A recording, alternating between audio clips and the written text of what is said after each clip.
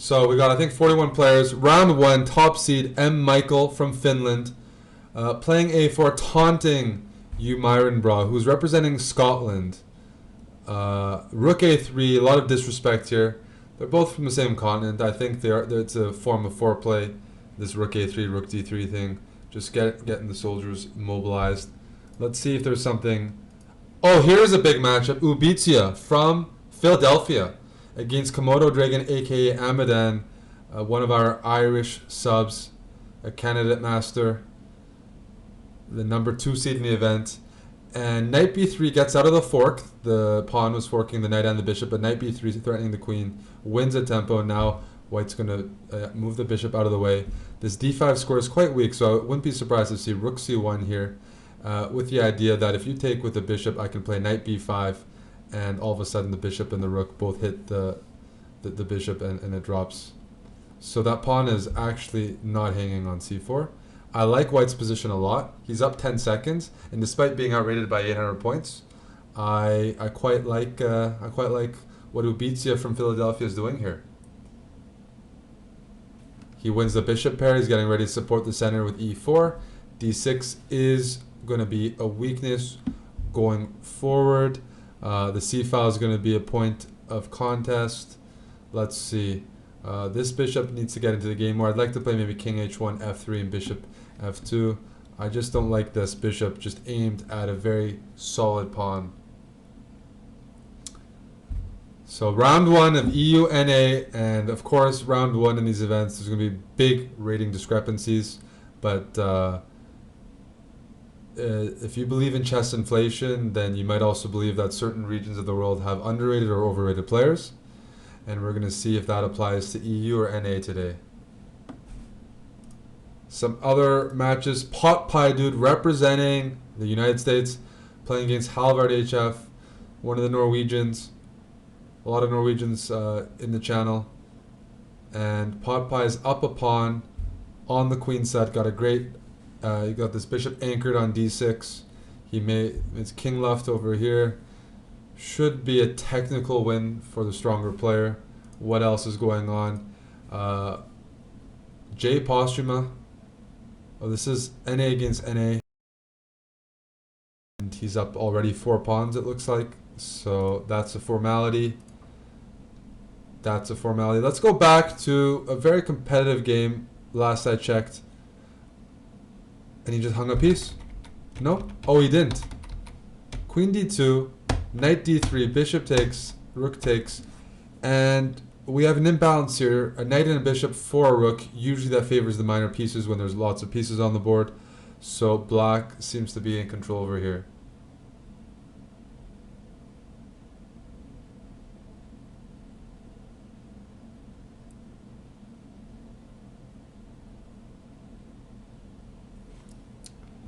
Yes, and we see that the minor pieces here, the rooks are very clumsy on b1 and c2. They can't really break these outposts that the knights are on, and that is going to be very bad for Ubizia, because the only file open that he can really access is the a file, which queen on a7 has control over. b3 is a weakness. This looks very nice for black. Let's see, any other serious upsets here? Halvard HF defending here. He's only down a pawn. Actually, he has drawing chances, guys.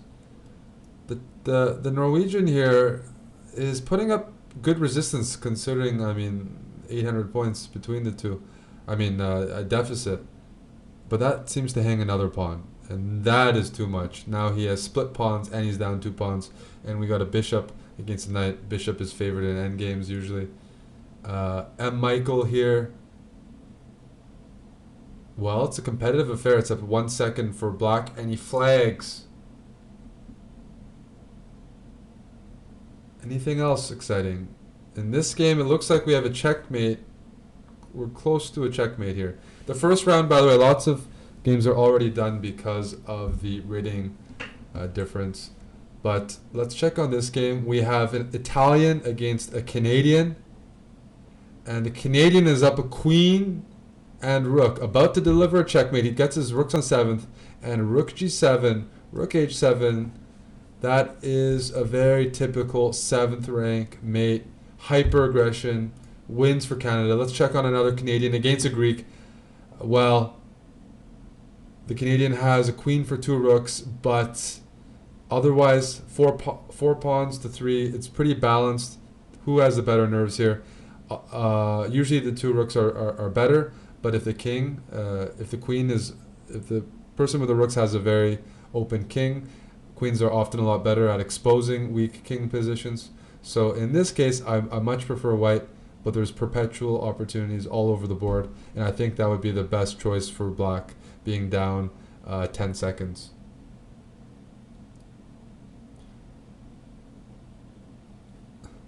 There is a passed pawn. If black could get this pawn down the board, he will have some winning chances. The only problem is his king could get mated over here very easily as well. So this game, totally unclear. The Greek 1200 though is doing very well so far. And now I think it's the right time to start pushing the pawn. Still not yet. King takes. And that's a winning endgame for Canada. That is a winning king and extra pawn. This is a textbook win. Excellent. Excellent. Well, no, I'm not going to be biased, but you just eventually sacrifice this pawn, run your king over, and pick up the other pawns while you lose your passed pawn. But in the meantime, black is going to have winning material. So, clutch win for Z Steven, hailing from Windsor, Canada. He's going to pick up this pawn or push. Yep. Last trick in case he pre-move, but he didn't pre-move. And that's going to be 2 queens and a win for NA. Any other remaining games? No, this is the last game of the round. From what I can see, most of the favorites have won, with the exception of Strong Autist from Canada, from the United States, drawing, The Mystery of Chess Boxing, drawing from Norway. There were no upsets. There were no serious upsets. Nobody significantly higher rated lost. A very, very solid round. And Kenvelo reincarnated. Subbed. I think that's from Bulgaria. Thank you very much. But round 2 is starting, and we have a huge matchup on board 1. We have an NM from the United States, Gummerzindo against M. Michael. This is a serious matchup. NM against a very highly rated untitled player from Finland who has been a constant participant in these matches. He seems to be kind of an assassin they bring in. Let's see what happens. We've got a Queen's Gambit declined. Often Bishop D3. You can put your knight on F3 or E2. Both are possible. In this position, I generally like to play knight F3, H3, and put my... I'm used to my bishop being on F4. In this line, I think knight E2, castles, F3, bishop F2, and E4 is a very common way of trying to gain some space in the center. Now A3 is probably going to be played because knight B4 is a positional threat, winning the bishop pair. But we got a serious matchup here on board 1. NM against 2400. The tournament's already competitive, and we have 11 more rounds to go. Board 2, we have an all-NA matchup. Pot Paidu against E. Kurtz, a.k.a. Manor Monkey. Recently, he got out of jail. He was banned from Twitch for flagrant material, but he got out of the Twitch jail, and he's playing again in the process of rehabilitation here. E. Kurtz playing white. He played in English, but it's an all-NA matchup. Really, the key matchup here is board 1. M. Michael against Gummerzindo, and I tell you, I do like white's position. Very compact, very safe. I'm not sure about A4. Yes, you could now bring the knight back to A6, back to B4, and fight for the D3 square, especially if you trade off light squared bishops. At the same time, I think this knight on F3 needs to jump into E5, gain some space, free open the F pawn, or maybe you can play F4 and gain some more space and put some more pressure on black.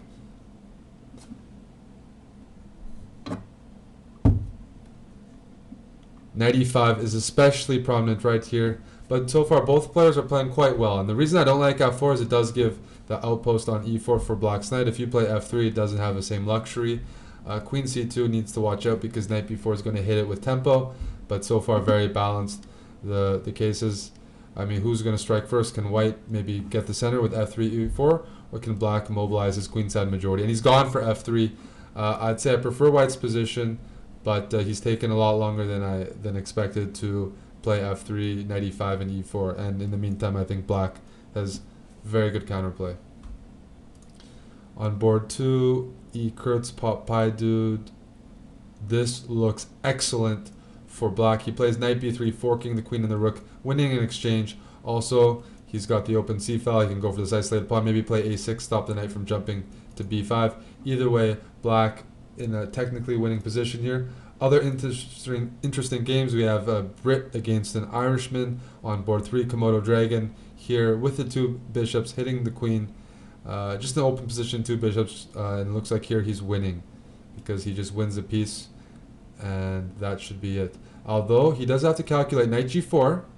No, you just have h3 or g3. G3 looks more precise because you stop knight f2, the queen and knight become disconnected, and you still protect checkmate. Anything else like h3 would have allowed knight f2 and given black some material that he didn't deserve. Now king g2 looks good. I mean, if queen f2, black can take back the rook and have a rook for 2 bishops. I think king g2 here stops that plan. The only question is there a perpetual? I don't see it.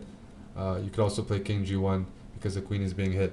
Back to board 1, and we've transitioned here. Still a very similar structure, and f4 has finally been played. The knight has found a very good square on d3. Totally unclear position right now. I'd say it's almost dynamically equal, maybe, and down to 35 seconds apiece. This is anybody's ball game. Maybe queen e2 looks like a very good square coordinated with that knight to attack the sort of strong pawns, but at the same time they're aggressively placed, and as a result they're a little bit weaker than if they were, you know, on their starting squares. So you have moves like queen e3 check at your disposal with knight f2. I think that works because of the back rank problems. Queen e3 check, king h1, knight f2, rook f2, queen f2, and he'd be threatening mate in 1. So a missed opportunity there for black to go for the very famous smothered mate. And now he does it a little bit too late because king h2 is available instead of king h1, and that changes everything. The position is starting to favor white here as black missed a clear opportunity. Maybe rook f3, and rook f3 is played. I like f6. I think that these pawns are going to come much quicker than anything that black has, and we could be seeing a 400-point upset on board 1 if white keeps this up. And he's threatening mate. Rook g3 though, that stops mate and puts the rook exactly where you want it. f6 is coming, e6 is coming, c4 is hanging. Actually, c4 is hanging with serious intent. The knight is hanging, the pawn is hanging. And after queen c4, you're threatening queen f7, queen g7. M. Michael about to go down on board 1, and a huge win for Team NA. He declines to take a free knight. There is a free knight here. Will he capture the knight or will he take the pawn? Some generosity being displayed by NA. Probably doesn't want to hurt the guy's feelings. Understandable. NA is a humanitarian continent. Or at least Canada, we're very friendly. But a serious win on board 1. Gummer's Indo. Very nicely played. And that is maybe the first major upset of the event. NA striking with a very well played game. And board 2, Komodo Dragon does win this, black flags, but he's down 2 full bishops. Just a few games remaining. We have France against Croatia here. I'm sure France wants to win. But a knight against 2 pawns should be a draw. Anything else? There we go. Norway against Canada over here. But what it seems like is Canada's just up a queen as usual and a win for Sintek. This game's still going on. Can the knight stop the 2 pawns? Can the knight stop the 2 pawns? Knight takes h4 and you have knight f5 check and you sack your knight for the pawn, and there you have it. Right in time to make a draw. A well-played game. And the very final match is USA against Scotland here. But that pawn, runner, it's going to queen. And once again, NA wins. That's a 200-point upset. The American there winning that pawn race. And so far, NA is doing excellent. Some very clean chess.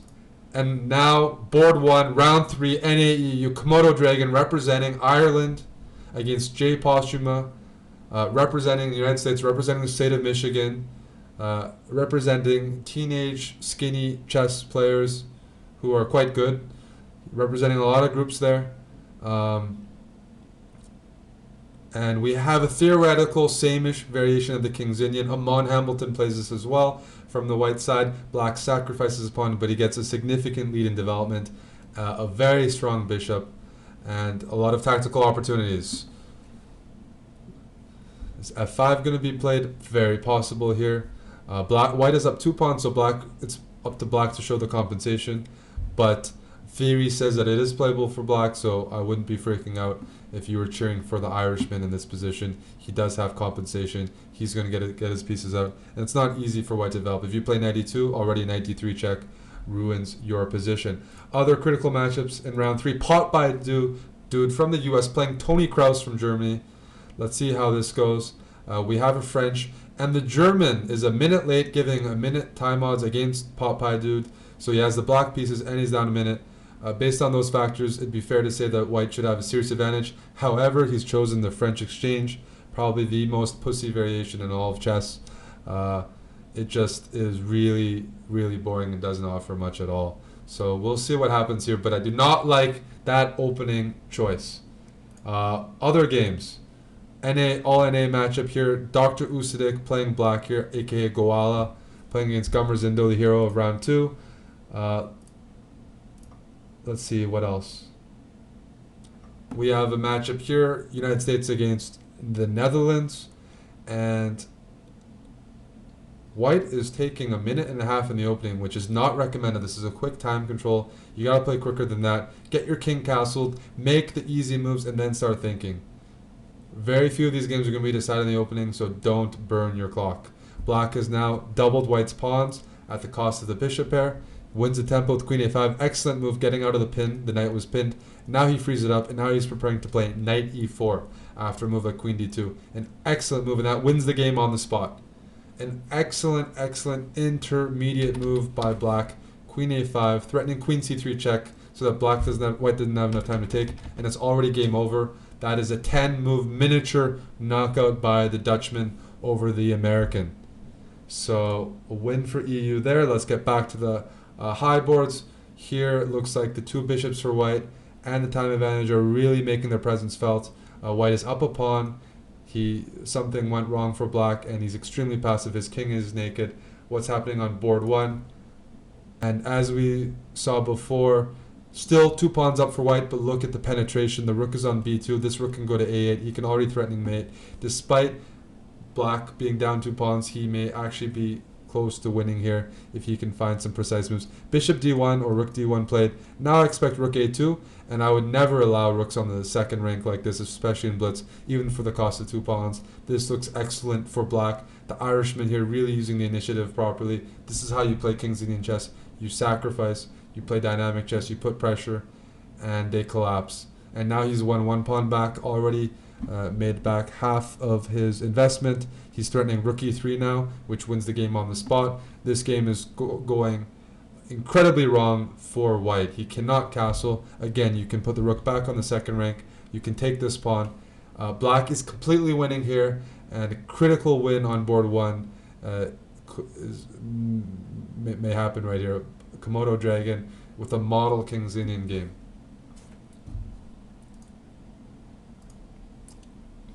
On board 2, let's see the conversion skills for Pot Pie Dude. He's up a pawn. He's up 25 seconds. But, let's see if he can handle the resourceful German, who is still surviving, and you got to give credit for that. They're going to transition to a queen endgame, most likely. Let's see how this plays out.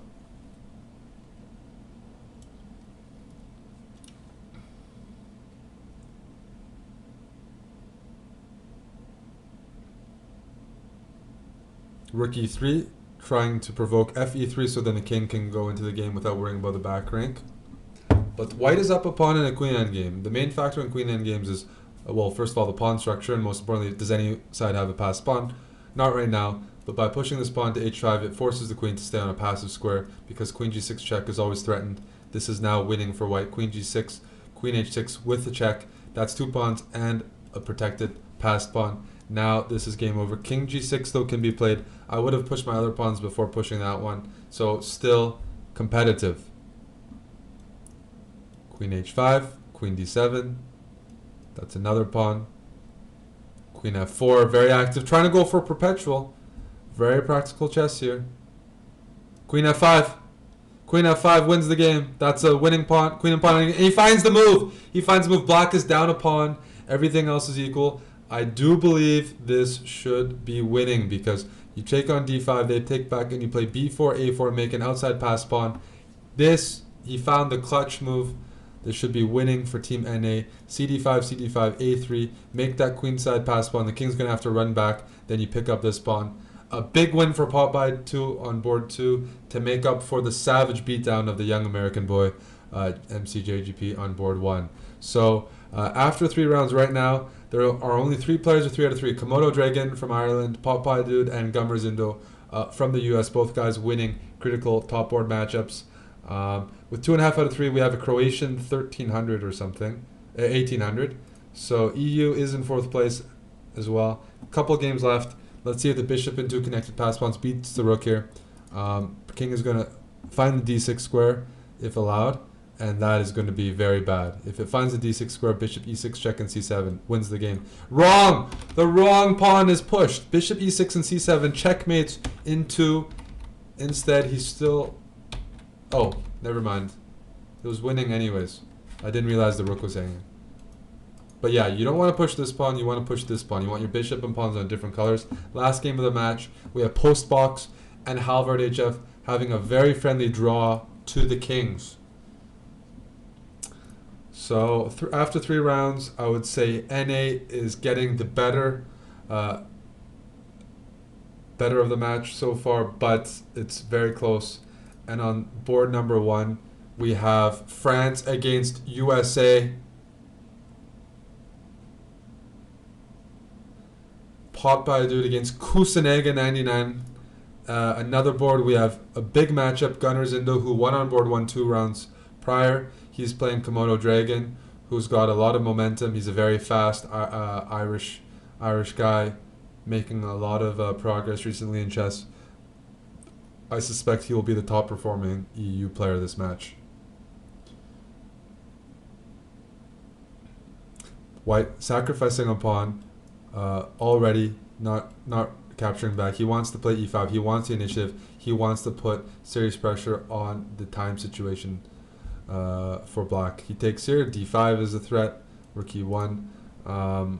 This is a blitz opening, but a dangerous one. You can easily forget theory and lose in 20 moves as black. As you see, tempi being lost for black. Bishop can go to d3. Rook can go to e1. White's moves are all very easy. Knight's going to go to c3.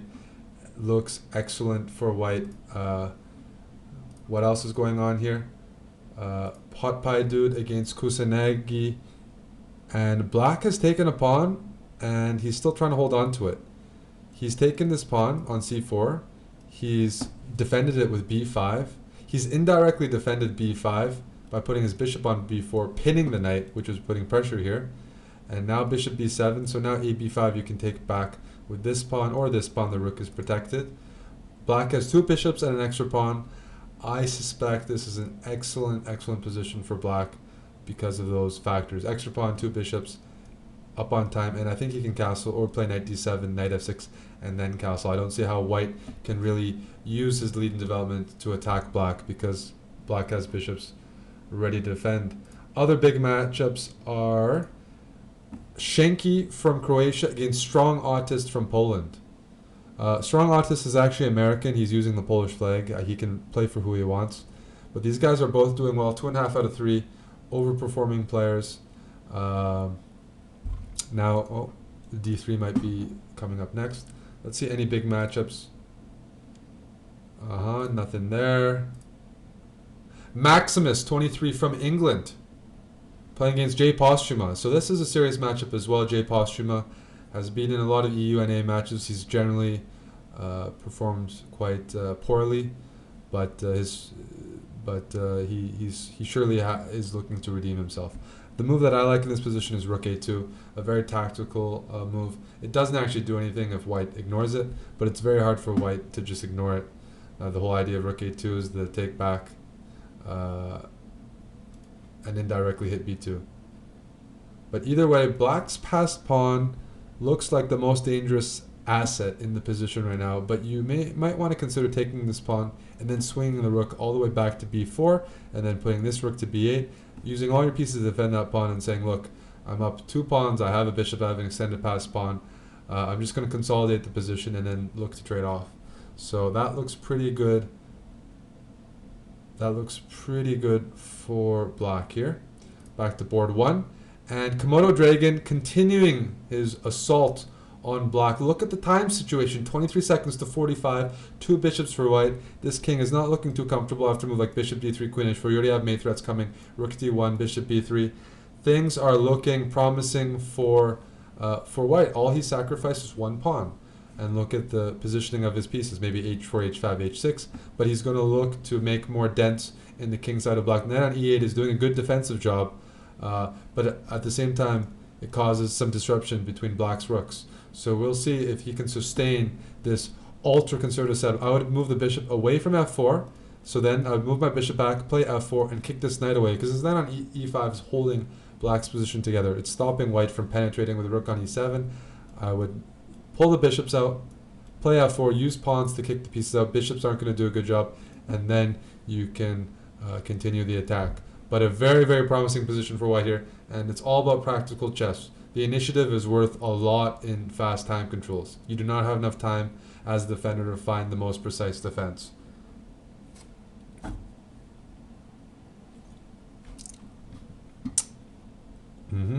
The rook is hanging. He moves the rook there. f4 might finally happen. Are we going to see f4?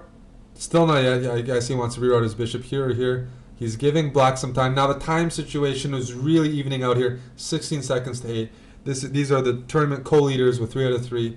Big matchup here. EU, NA, chessbrah, in-house match.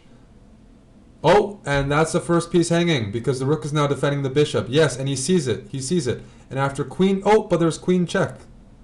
Watch out for queen check. Watch out for queen check. And he manages to escape. Right in the nick of time. Now he's starting queen g1. Queen g1, a serious threat here. Queen g1. King h3. Check. Rook here. Rook e3. Oh, this is getting close. Is this going to be a draw or is this going to be a win? Even though black's down a pawn, look at the time situation. Look at what's going on. Check. And he's going to go for a draw. Well, he's down a piece. He's down, and he goes for a draw. He could have risked it all and played for a win. I like the decision. He's down a piece. He was losing most of the game. If you want to play for a win, the one way I would have maybe recommended is to play rook to e1, trying to play rook e3 next move.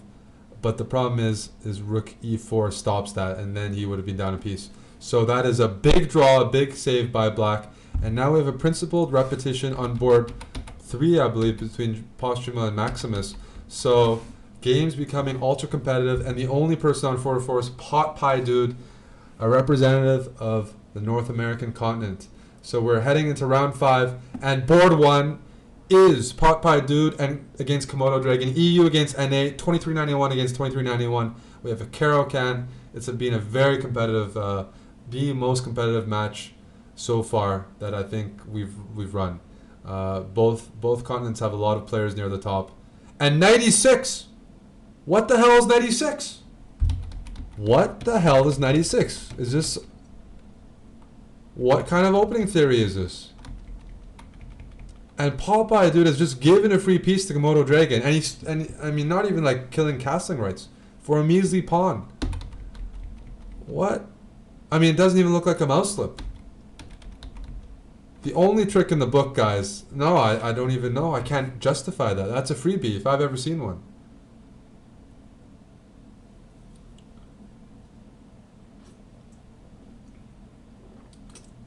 So now white is down an entire piece against a very tough opponent.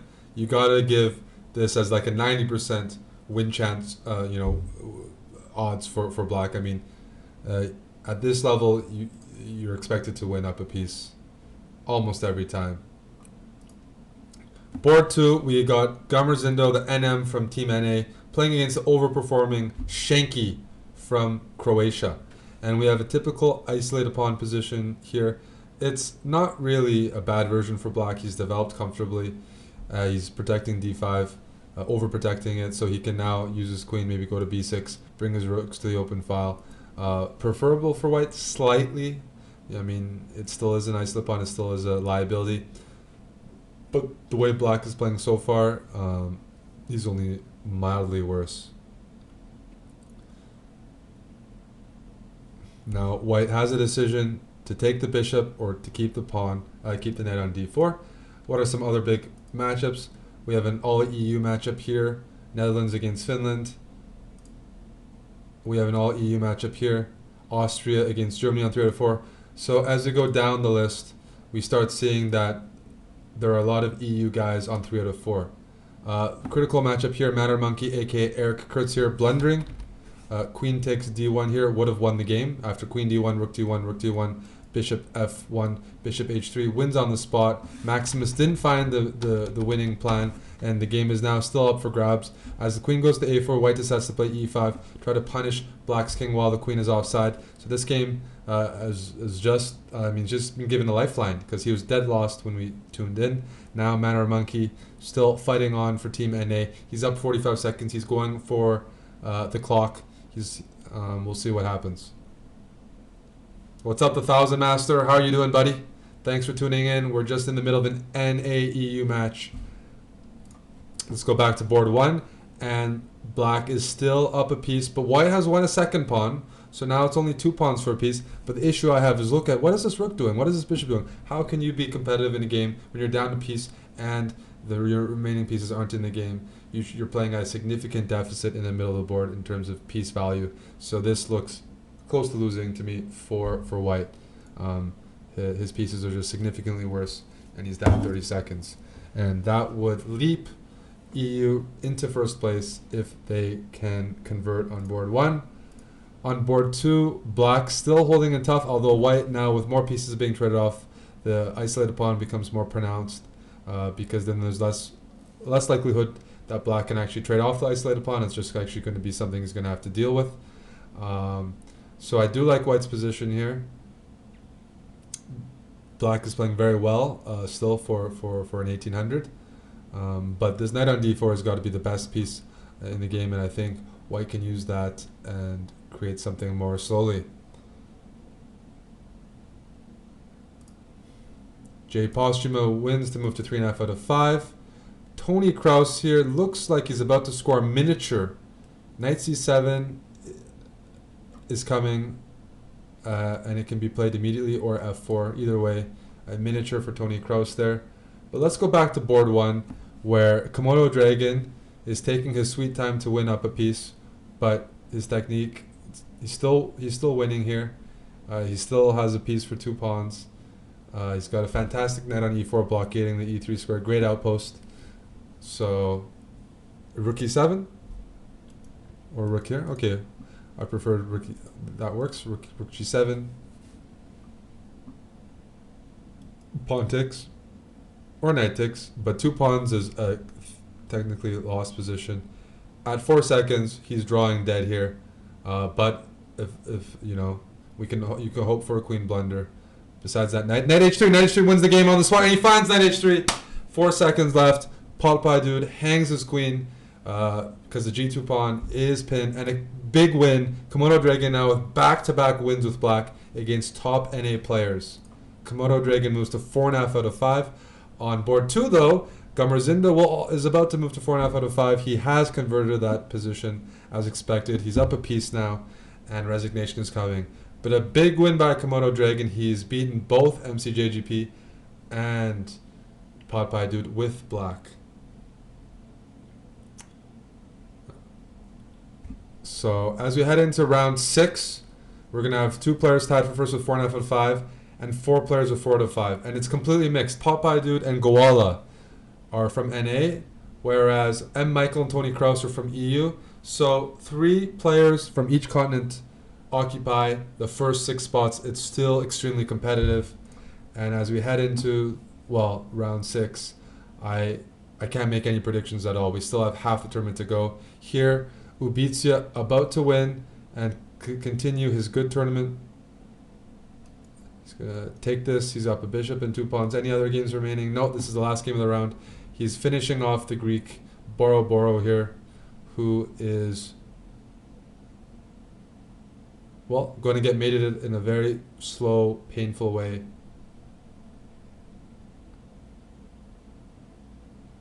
Bringing back bad memories of the Greek recession. Whoa, whoa, whoa, what's going on here? Missing.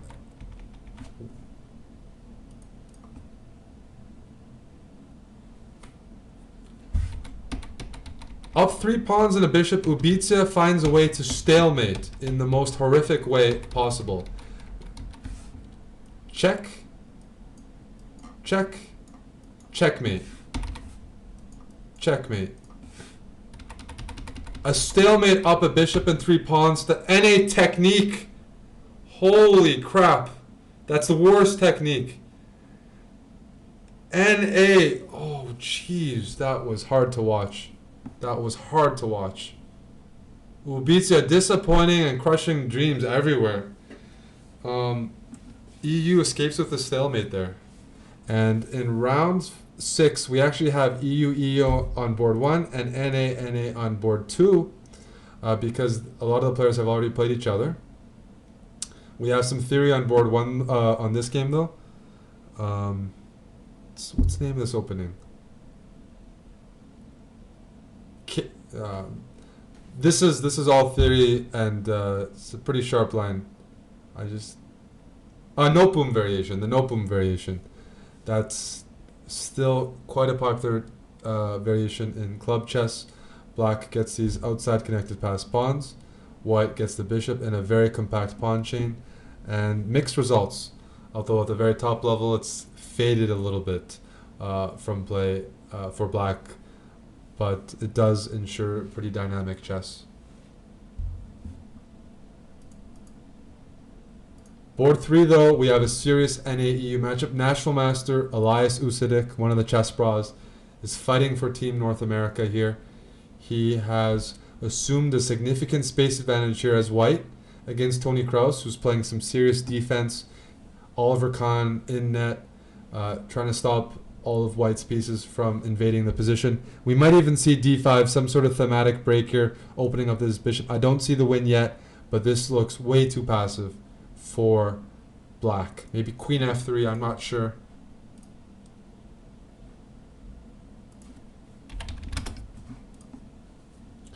But this passive chess needs to be punished. Otherwise, I mean, look at look at the domination here.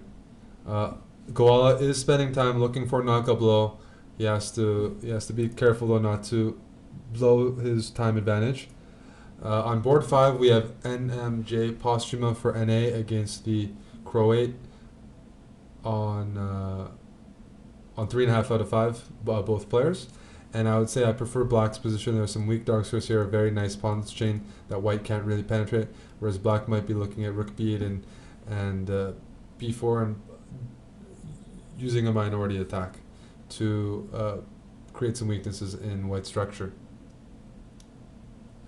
If you guys want to follow the tournament yourself, go to chess.com, go to tournaments on live chess. So chess.com, make sure you're in your version 3, go to play live chess, then click on the tournament tab on the top right and find EU NA, and you'll be able to watch whichever games you want. So far though, a very, very even match. What's going on board 4? We have France against Netherlands. Ooh, that would be pretty competitive in football. That would be a nice match. But here it looks like France is doing very well with 2 pieces against the rook and a very, very bad pawn structure for white. Further down the list, we have Canada against USA, an all NA match here.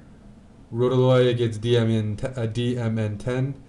And a very sharp position, but the Canadian does find himself up a piece here. But the time situation is certainly worrisome. Further down the list, we have Canada against England, a Commonwealth matchup, or the UK. And white has this gorgeous, gorgeous, gorgeous pawn structure. And he just trades off into a winning game. Bring the king and stop this one lone passed pawn. This should be a technical win for Maximus, a win for EU. NA has won against EU, I believe, once, maybe 5 times. I mean, I think I played in it. When I play, sometimes we've done something, but yeah, we won once, but we had a lot more players as well. We have won before, either once or twice. NA's won 4 or 5 times. I'd have to check the chessbrah record books, but here, as we see, the king is boxed in. The knight and pawn control e2, e1, e3, but the pawn can never push. So if you're white, you just push your own pawns, and you don't even worry. Or you can be mechanical and just deprive black of any counterplay. On board 1, the all-EU matchup between Finland and Ireland is looking like it is going, and there we have it. He just, with 2 pieces against a rook, he's already in the driver's seat, but with b6, rook c6 check is mate because the king cannot escape to d8. And let's go back to the one of the few games remaining. In other words, Goala did defeat Tony Kraus, NA, and Gamarzindo beat Potpie Dude. So NA won the critical NA-EU matchup on the top 3 boards there. So a little bit of an imbalance finally emerging, but at the same time EU is doing very well in the middle of the pack. And most likely what we do in these EU-NA formats is we combine the scores of everybody, whether you're the lowest rated player or the highest rated player, and we add them all up. So every point matters. Withdrawing is not going to help.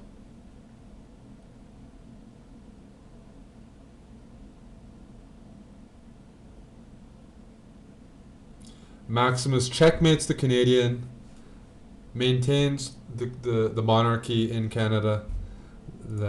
So a clean win for the Queen. And board 1, guys, a big matchup heading into round 7, 5.5 out of 6, tied for first place. Komodo Dragon playing against NM Guala from Canada. Dr. Usidik, one of the resident chess bros, fighting for our pride over here. And we have a King Zanian. He's going for the h3, bishop g5, Matt Kogano variation.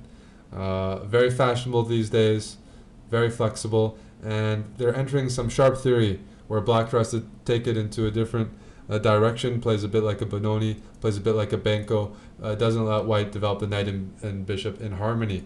On board 2, we have an all-NA matchup. The other co-leader, Gamarzindo, playing against MC JGP, aka Jay Postuma, from Michigan, and they are playing a weird London. And the rook a5 is to prepare b5, b4, and get rid of those double pawns. But let's keep our eyes, let's just focus on one game this round because this is a serious matchup. If I was a betting man, I would put my money on the Canadian. He's been working on this opening a lot, according to my sources. But it looks like he just blundered a pawn. So I take back my bet right away. Black sacrificed the pawn, and if he wins it back, which it looks like he just has, after knight e4, queen e4, black not only puts white in check, he's already got a huge lead in development. He already opened up his bishop. d5 is also hanging. This looks like a significant opening advantage for Komodo Dragon.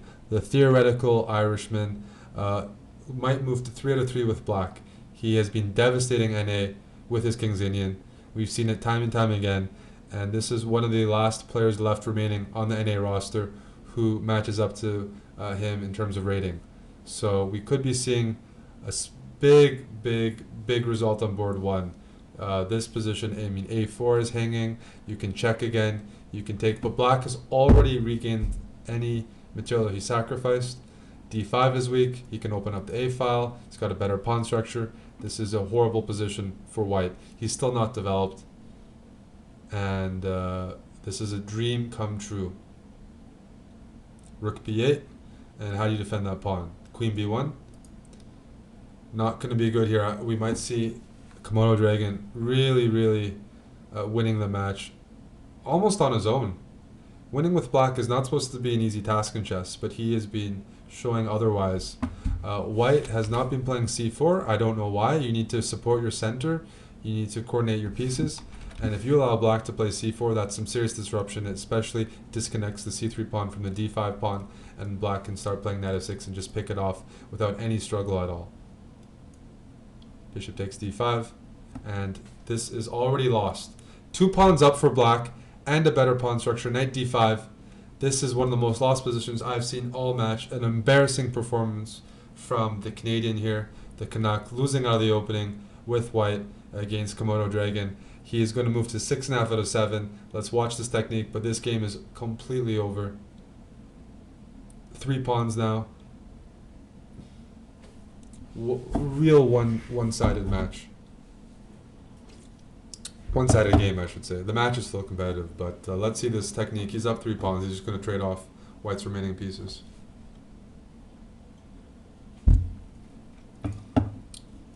We're in round 7 out of 12 rounds of the EUNA match. Rook A6 runs into knight B4, just crushing chess, not allowing even this A6 pawn to fall.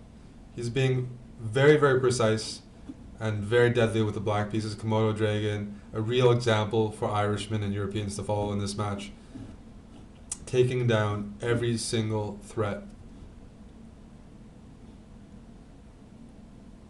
Oh, there she goes. 5 pawns against 2, a knight apiece. There's no way you can mess this up. E5. And the pawns are going to come rolling down. G5, H5. G5, H5. And we might see a nasty checkmate here. No, he just trades knights. He's up 3 pawns. That's resignable. A serious win for Komodo Dragon with black. And he moves to 6.5 out of 7. At least a share of first, if not more. Queen. Check. King over and mate. Boom! Round 1. It's round 7, but that's three of the top rated players on NA succumbing to the dangerous openings of Komodo Dragon. Board 2, very competitive between the 2 Americans here. We've got a good knight against bad bishop. The bishop can't get outside of his pawn chain. He finally finds the move H4. But what's the issue here, guys? The issue is this bishop cannot attack any of white's pawns except for H3, which it can't really get to because it has to go to F1. This game looks like it's going to be headed towards a draw. Completely closed position. But if anybody can trick the other person, it's going to be white. Black has no chance. Knights are a lot trickier than bishops in these positions. He might be looking at knight d2. Oh, he blunders a pawn. A pawn has now been blundered. J. Posthuma taking out one of his own, but that will maybe give him a chance to fight for first later on in the event. He has his pawn. Now he needs to move his king to h3, knight to e2, and start slowly pushing down the board. Let's check the technique. Still not winning yet because your king still can't enter the position. That's really sad. This might still be drawn despite winning a pawn. Feels bad, man. Let's see what he's up to. I just shuffle the bishop and move my king back and forth to g6, h5.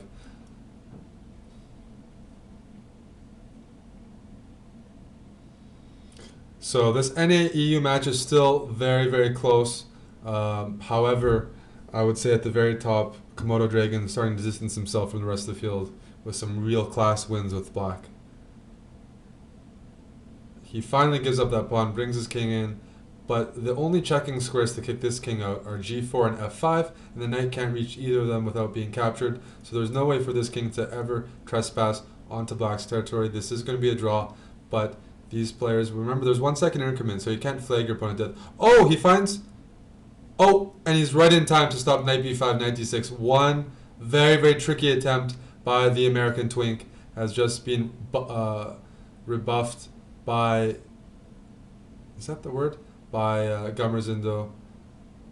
But that was very tricky, bringing the knight to a3 to try to go here, and then there.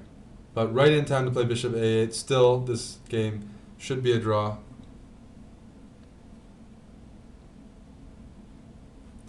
This game is going the distance, last game of the round. And black has offered a draw twice. Rejected. Now he's built up a 10-second time advantage. He's looking to flag. He is looking to flag black.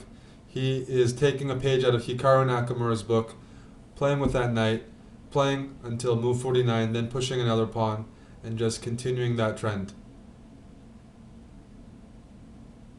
I think he's going to try that knight one more time. Knight d3, knight b1, a3, just to test his opponent. But what we see here is NA tiring each other out. These guys are both on the same team. Knight A3. No, he doesn't go knight A3. He's trying to juke him. I just don't see how you can juke. And we finally have a draw by repetition, a marathon game. And what does that mean? That means Komodo Dragon is in clear first with 6.5 out of 7 because Gummerzindo draws and moves to 6 out of 7. So board 1 is now all EU. Tony Kraus from Germany, 5 out of 7 against Komodo Dragon. Komodo Dragon is right now, I would say, the tournament favorite to take this tournament. Although it doesn't take the overall EU-NA match.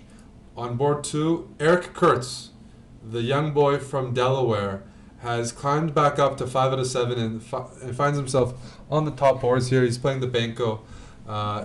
White decided to not go for the theoretical manual castling lines where you accept both pawns. He's given the pawn back to play an easy structure.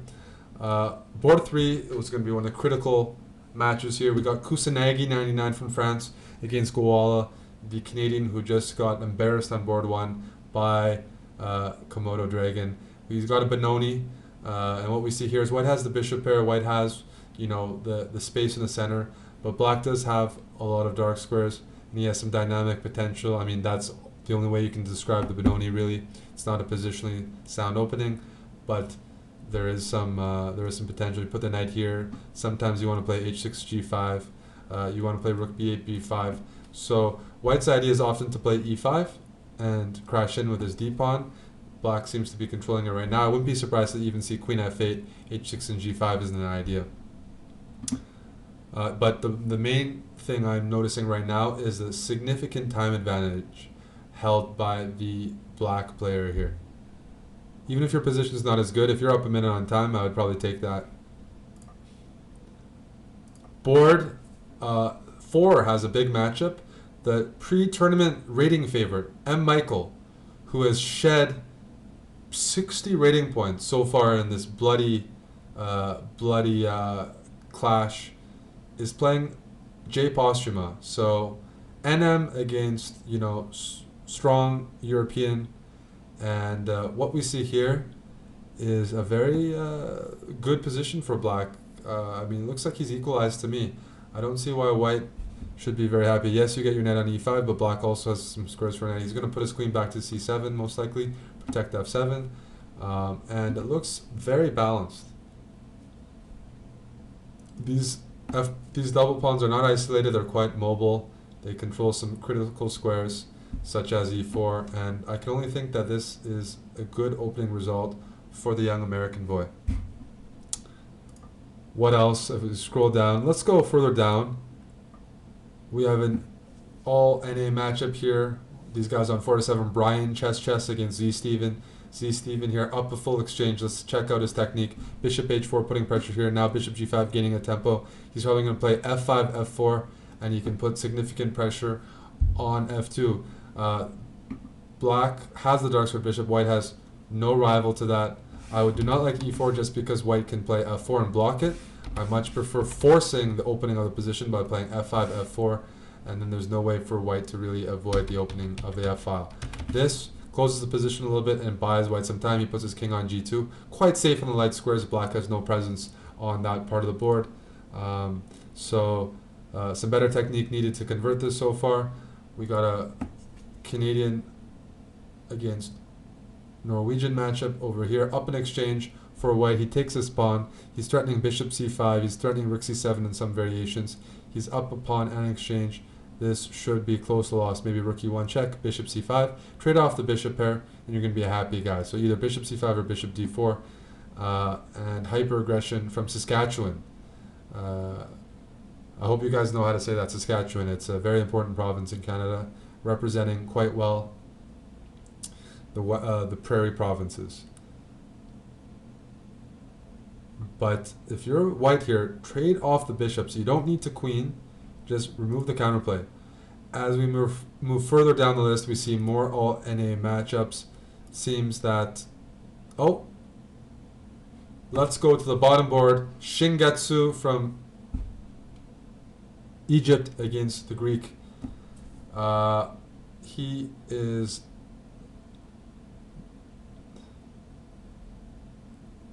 Yeah, see, these are the boards that you don't always want to venture to because you don't know what to expect. But he's down a queen. He's got that sad frog as his profile picture, and you can't help feel bad for the guy down a queen here. The Greek, yeah, finishes the job, plays h6. He's getting ready to play queen g5 and made him on the dark squares. Board 1, Komodo Dragon continuing his assault on the leaderboard. Up a piece here, probably going to play knight f4 and rook f7. Oh, what is he going for here? Why h3?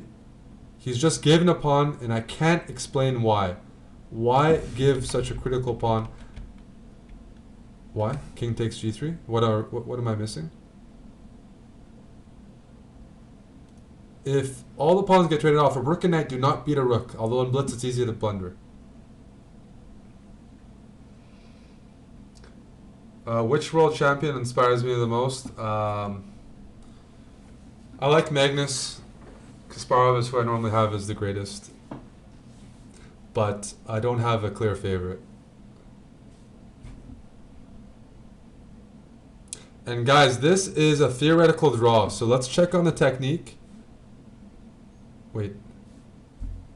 King here. That's not a theoretical draw. That's a win. That's a win for Komodo Dragon. He sets up the mating net. His king goes to the far side, and there's no way to stop rook f2 mate. The reason a5 is a horrible move is because you need to move your rook. You need to move your king rook to a6 so that you can either check from the back, from either way. But if you by just pushing the pawn, it allows king here, and there are no checks from the back. And rook f2 is unstoppable mate. A huge win for Komodo Dragon on board 1. And now what's happening here? Jay Paulshima beats M. Michael with black. The American boy, staying relevant, moves to 6 out of 8, beats the Finnish player with the black pieces. So still some guys from NA.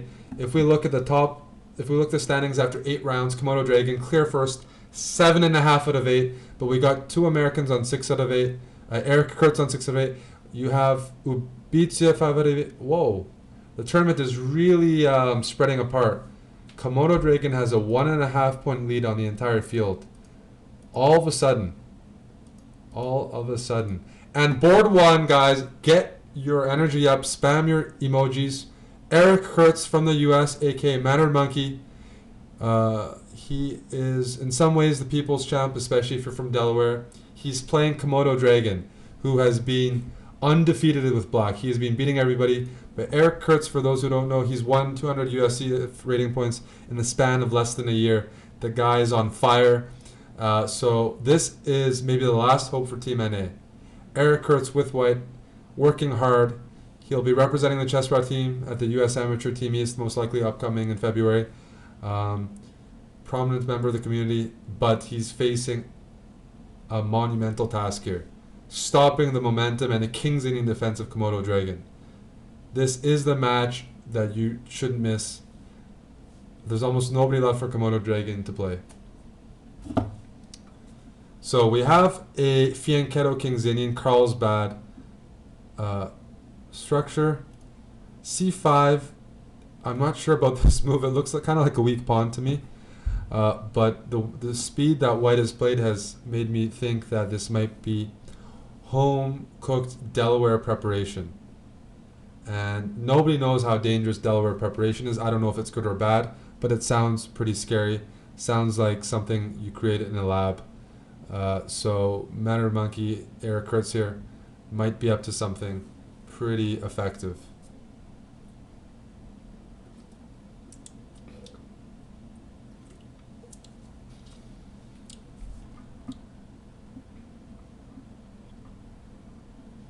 The one thing that I like about white is this bishop on g7 is yearning to find a good diagonal, and it's blocked by its own pawn right now. If white can maybe close it out, I'm not sure, and he does do it right away. Maybe bishop f8 to try to reroute it, but I'm starting to prefer this bishop over that bishop. Maybe b4. He just hangs a pawn. Whoa, the c5 pawn, which I thought was potentially a liability, and he hangs the queen. Oh my goodness, and an instant resignation despite the fact that it doesn't lose the game. His queen is hanging. He blunders a queen and pawn back to back and resigns without letting black play a move. An absolutely shocking turn of events. He was otherwise you just play b4 here and we have a normal chess game. He couldn't let that happen. He had to play two stinkers, knight c5 and the queen back to e2, and he resigns right away. Komodo Dragon moves to 8.5 out of 9, and the only hope for Team NA is that the middle boards, the second liners, start racking up points, so that in the end when we tally things up, NA will be on top. But it's pretty clear now that at the very top, an Irishman will be on the podium with a bottle of champagne as he moves to 8.5 out of 9.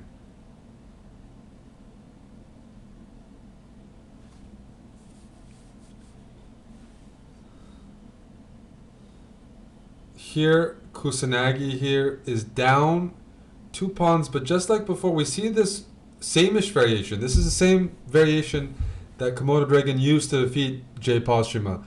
Once again, the king is in a very precarious position. Maybe a bishop f8, bishop c5 check, bishop d4 check, not possible because the knight on e2. But if white actually consolidates and gets his kings out and trades off pieces, he's doing good. And in this position, in this game, he may actually be accomplishing that. This is a very important game, but already most of the pieces have been traded off, which is generally an accomplishment for the side up 2 pawns. And I think we're getting very close to a win for Jay Posthuma. This is an example of a failed opening gambit, because I don't see 2 pawns worth of compensation. I don't see enough pieces to prove that compensation. So this is just a matter of technique now. Maybe e5, maybe bishop d2, bishop c3. But either way, there's absolutely no excuse not to win this game. He plays bishop d2. I really like that move because it stops knight a5. Knight a5 was quite annoying. b3, a bit of a weak point there. And at least a consolation prize for NA if he continues this game.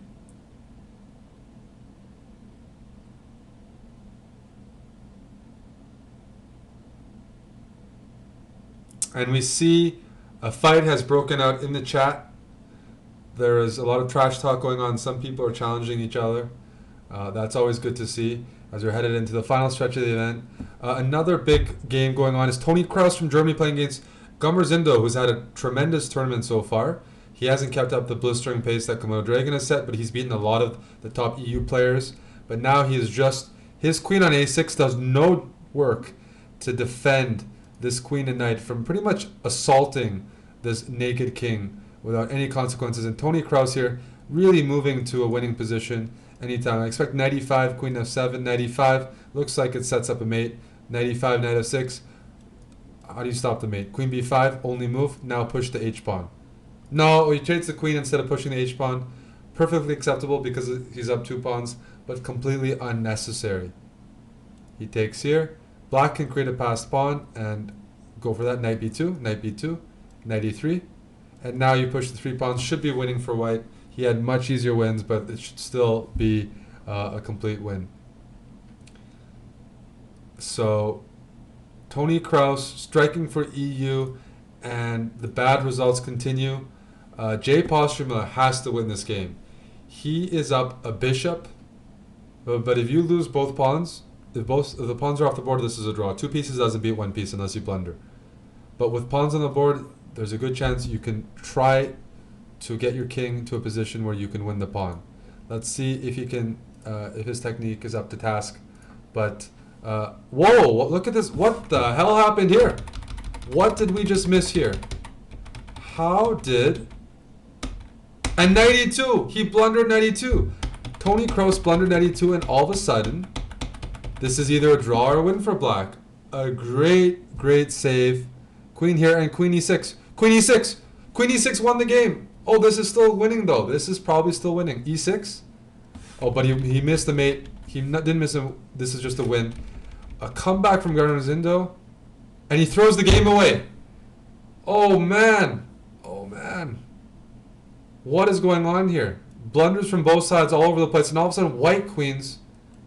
Take the knight. Check. Put the king to g8. He's preparing this. check. White, if white gets a king save, that pawn is pushing, but black missing wins, white missing wins.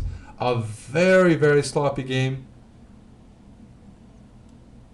And queen here wins. Queen here won the game. Again, queen here wins. Trade queens and you win. And he finds it. And a total choke from Gardner Zindo. A very, very fun game to commentate, to be perfectly honest. Both sides missing a lot of wins. And a knight and 2 pawns beating a queen is not something you see every single day. Knight here, the queen has no checks except h7, which you don't want to do because of e6. And the key blunder is that black had queen here winning. All right, EU with a big win there on 2 of the top boards. So now we're heading into round 10. Only 3 rounds remaining. Komodo Dragon, 8.5 out of 9 against Kusanagi from France, 6 out of 9. Both guys are on the same team. You got to favor Komodo Dragon in this matchup. I think one of the big matchups instead to follow is Jay Postuma with 7 out of 9. I think he's in second place against Tony Kroos from Germany, who just won that epic game.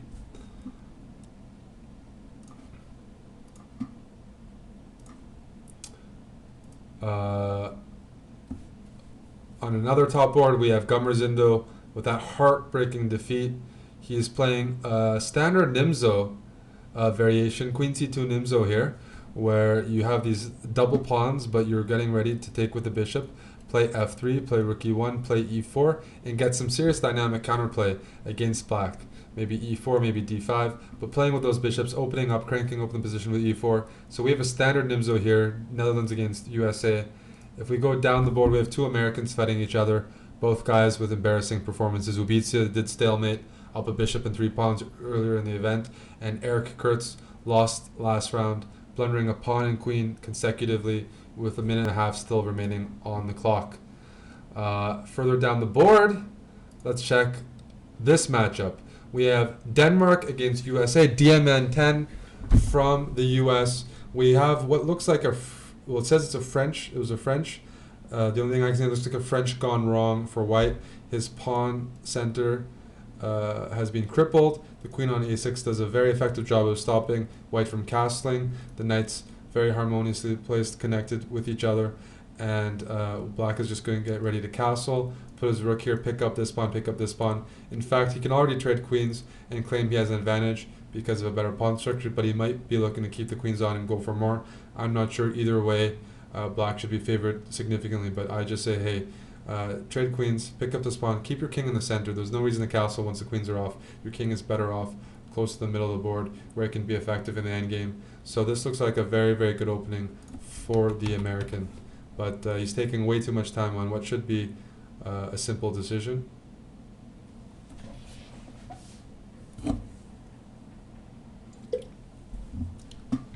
Rook b2, refusing to take the pawn, a very curious choice, because after rook b1, if you continue, you're forced to trade the rook anyways.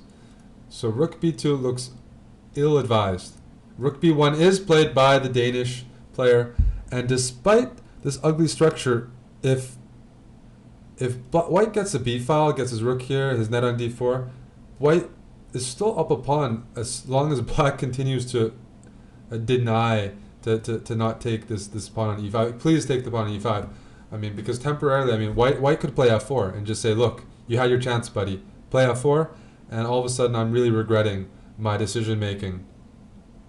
I'm really regretting my decision making. f4 should be played, and to be honest, white is now going to be up a pawn in an endgame.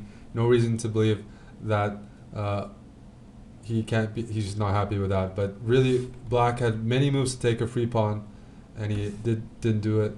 I think just like some elections, the result of this match is going to come down to the lower boards, to the average players.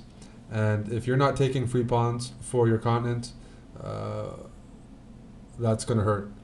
Every pawn matters, and DMN finally realizes that, picks off this pawn, but is it going to be too late? We'll see about that.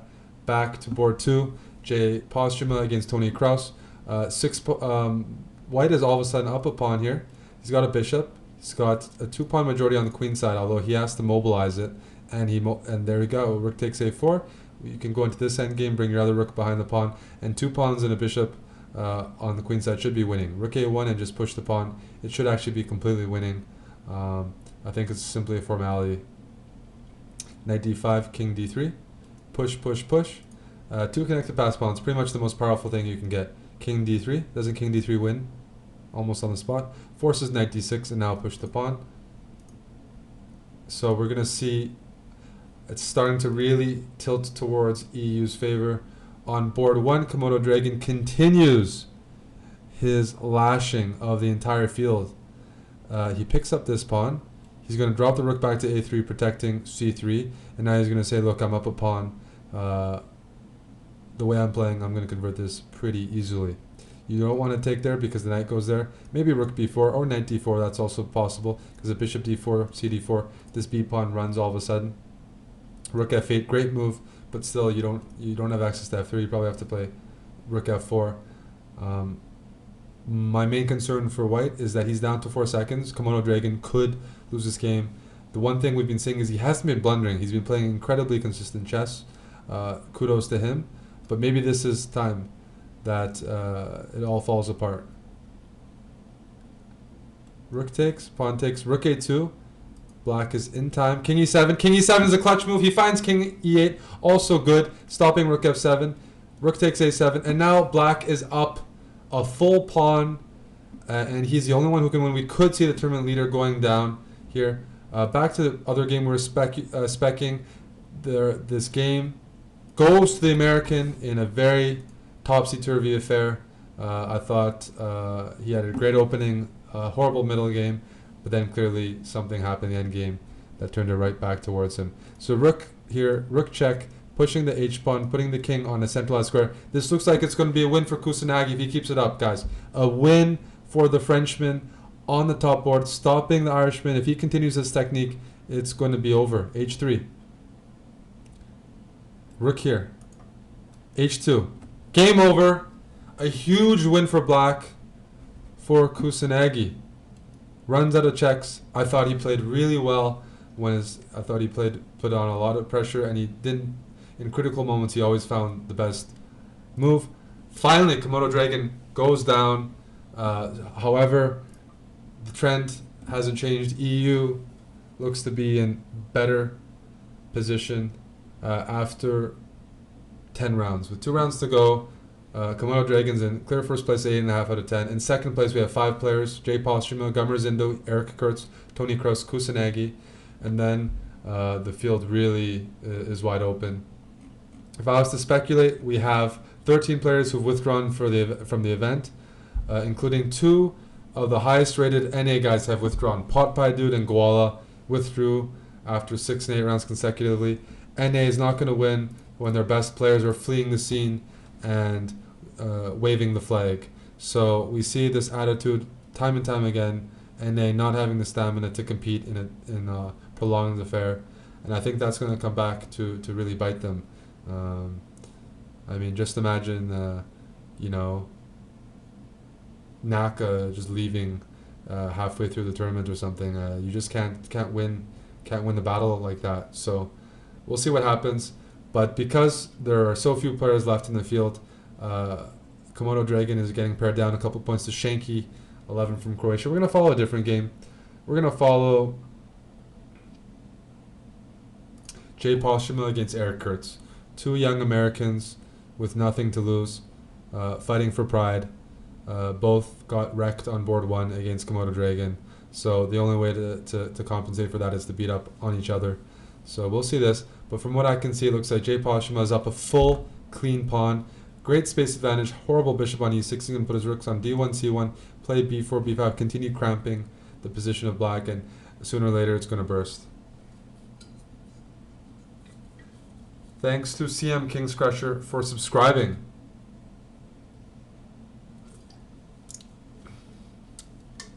Umaran Broth, 15 months in a row. Thank you very much. White continuing to play up a pawn here, and I think you just push the majority. Or maybe you plant your bishop on d6, or your rook on d6. Everything looks pleasant. That looks like a winning advantage already. On board 1, Komodo Dragon is playing an instructive game. Carl's bad structure here. He played b5, b4. he created this weakness on c3, a minority attack, used in many classical games. And now it looks like there's no way for white to defend c3. Also notice the very clean placement of black pawns. No real targets. Bishop can always go to g6 and oppose the diagonal.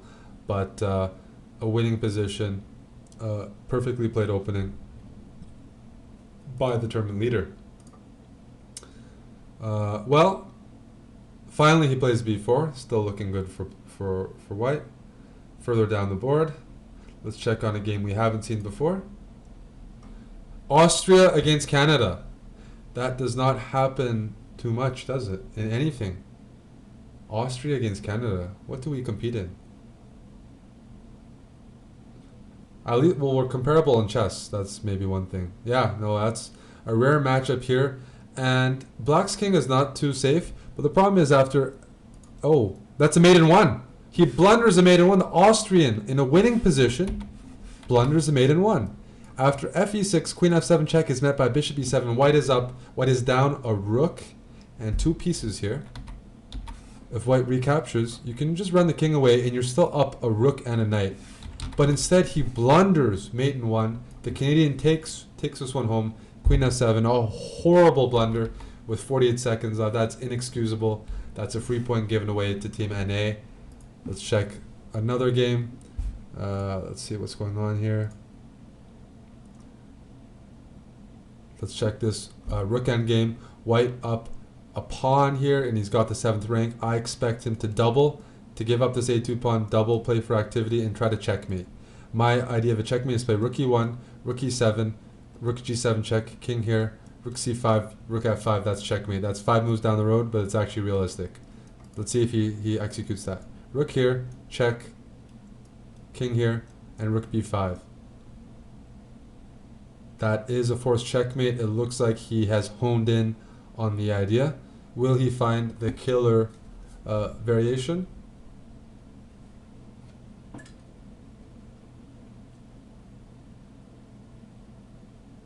He took a suspicious amount of time to play it, but he's found it.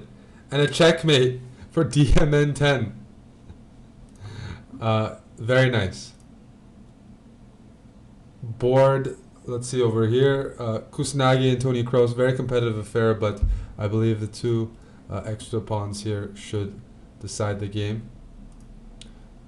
Postuma against Kurtz is still going on. He's still got that extra pawn, but the task is no longer as simple. It seems like black is very active here. He's gained a lot. Oh, okay. Okay, queen c5. Okay. King is going here. You know, black might want to try to draw by putting the queen here and trying to check around here. Can you do that? Can you check? Check. And now the queen is stuck. The queen is stuck. Here. Check. Check. Check. Is this a draw or no? G3? No. And his king runs over here. No, his king is running this way. That's not the right way to go. Your king can't cross the barrier.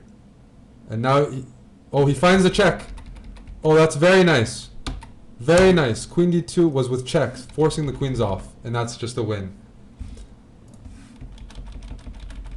Eric Kurtz is refusing to resign against his fellow American. And he's forcing his opponent to mate him. Final round of the match. Canada against USA. And Canada takes it with this second rank check, winning the rook.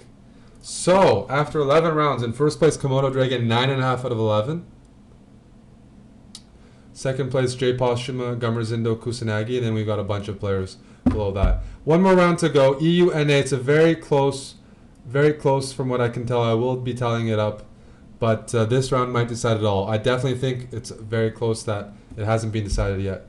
On board one, all EU. We're going to have to check the middle boards, see who's going to squeeze that 1 point for their continent, who's willing to go the extra mile for their continent. Let's see over here. We got Greece against USA, a huge rating advantage for USA. He's got to win this game. That's a must-win game. The advantage is definitely towards EU. Gummers Indo against Kusanagi is a very high profile match. We got a mainline King's Indian, knight e1, knight d3. You often pair that with f3, bishop e3, b4, c5. The knight on d3 not only helps support c5, but also goes to f2. Sometimes it helps support the king side. He might go bishop e1, bishop f2, but we have a very standard King's Indian here. b4, c5. Who's going to get there first? Usually white gets there first, but if he doesn't put his piece on the right squares, even though he gets there first, his attack might fizzle out quicker, and black will eventually, get that rook to g6 or however he wants to conduct the attack. But I'm expecting b4 and c5 very soon. This game might be one of the deciding factors, because besides the leader, almost every other spot in the tournament is being closely contested by one player from each continent.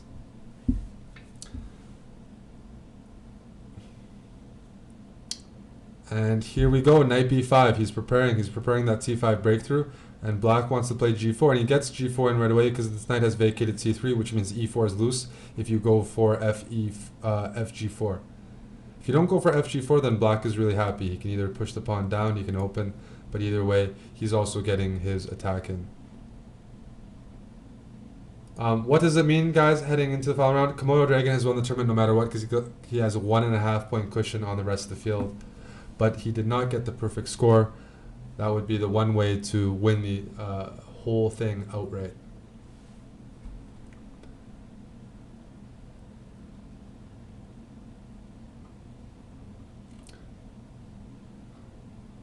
We have a Canadian matchup on one of the lower boards. Syntyke against Hyperaggression. Both players having a 50% event, 5.5 out of 11, trading everything off. But what we see here is white has a piece. Has 2 pawns for peace. That's not enough, and he's facing mate on the back rank.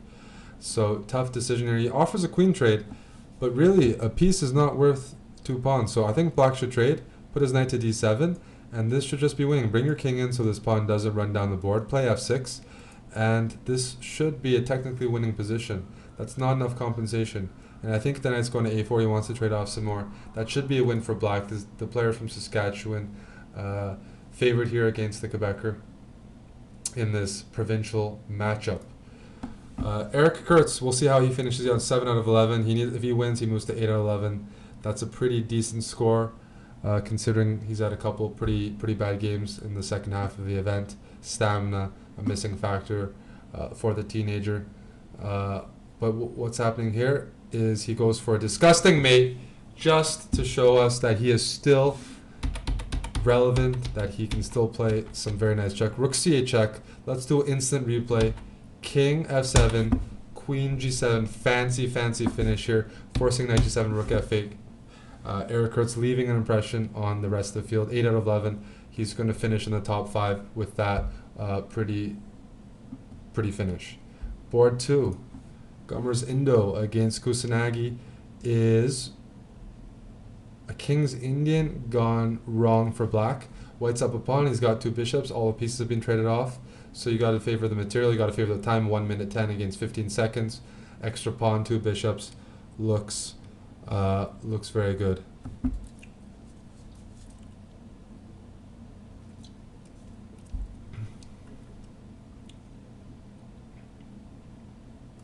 Jay Postuma here is losing against the 1600 degrees. Not losing, that's a certain exaggeration, but he's not winning. He has a bishop and a pawn for a rook. He's got a safe king. He has a sexy pawn structure, but I don't believe you can say he's more than compensation here. He has compensation, but probably not more than that. So this game could be an upset factor. As I said, NA needs to win all the matches they can here. They need to all the close matches they need to win. Ubica here needs to pull this out of the bag. He's got a rook against 2 pieces, and he just made it himself. He has just checkmate himself. Knight f7, a gruesome finish. Oh, a disgusting self-mate conducted by Ubica here. Bishop f8, the wrong direction. Now after bishop d4, doesn't really matter. You can play f6 or bishop g7. Either way, knight f7 follows. Bishop g7, knight f7. He self-mates every time we go to Ubica. He seems to be choking. That's another loss for NA, and I'm starting to get very concerned. Here, Halvard HF for Norway playing against Chiron. He's up a queen and a rook. Looks like another win for Team EU. Over here, we have an all-Canadian matchup. pretty interesting, but the two bishops really dominate the rook. Black should be winning there. Boro is now up a full rook against Jay Postuma. Are we going to be seeing a 600-point upset in favor of Team EU here? I mean, this is starting to really look like a one-sided match. The better continent seems to be showing their class here. He is up. Oh, if he finds a perpetual, power to him. But Black is drawing dead here. Black is drawing. This is the last game. I think you can block the checks.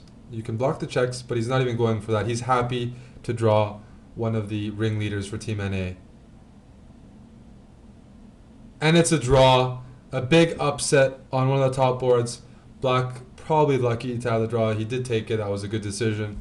But I believe that is the end of the event. As you see, a Komodo Dragon in clear first, 10.5 out of 12. His Twitch username is Amadan. Give him your props. He played a very, very nice event. I think his 3 wins against NA with Black were really pivotal in starting and pulling away, starting this momentum, because NA had a fantastic start. As you see, NA did occupy second and third place. They had a good result there. Gamarzindo and Jay Postuma. Good job, guys, on the silver and bronze. But now it's time to tally things up. Time to tally things up and see who wins this NA-EU matchup. I think the lifetime score is something like 5-1 for EU. Give me a couple minutes. 10.5.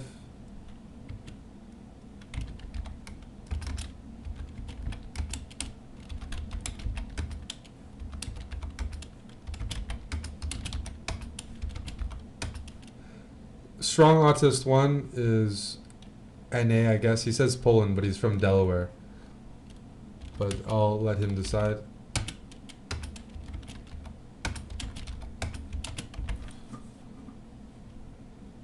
So,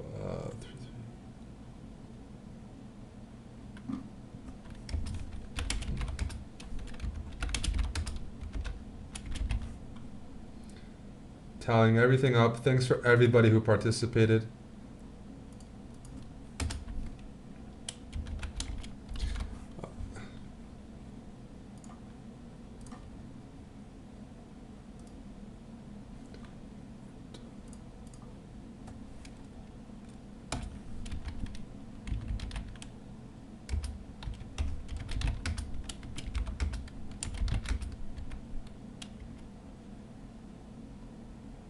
Wiz ND, are you EU or NA?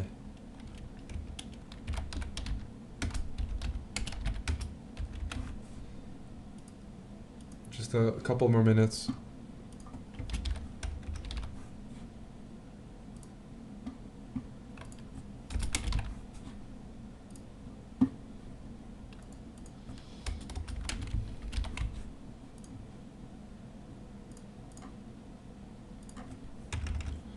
Well, this is going right down to the wire. This is going right down to the wire.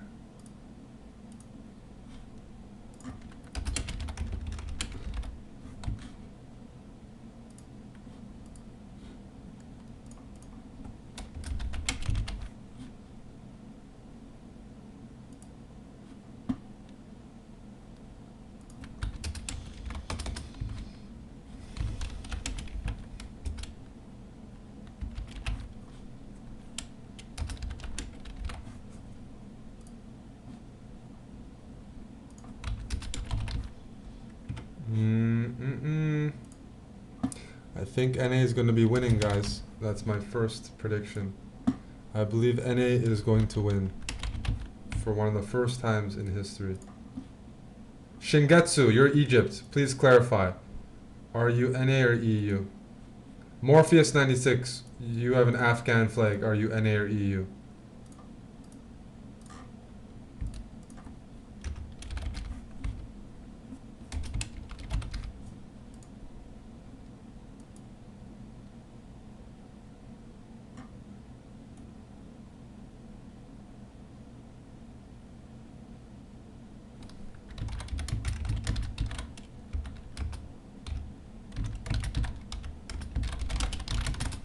Okay, now I'm tallying the scores up. Where's My calculator. There's my calculator. Okay.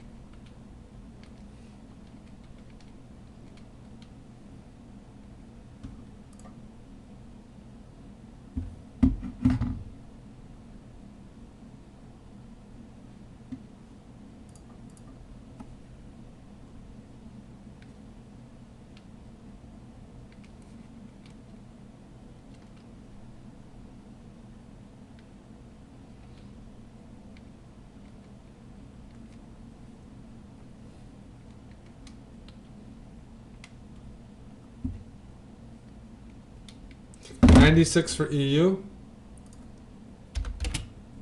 96 for EU, and there's still only a couple of points I didn't count undeclared. Let's do NA.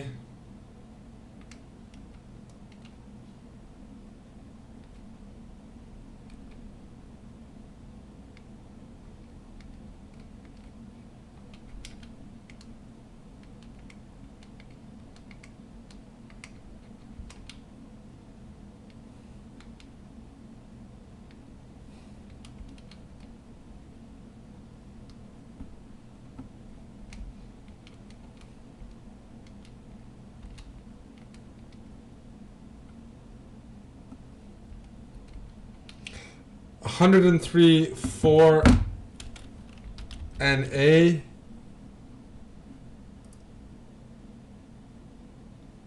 I'm using a calculator just to make sure.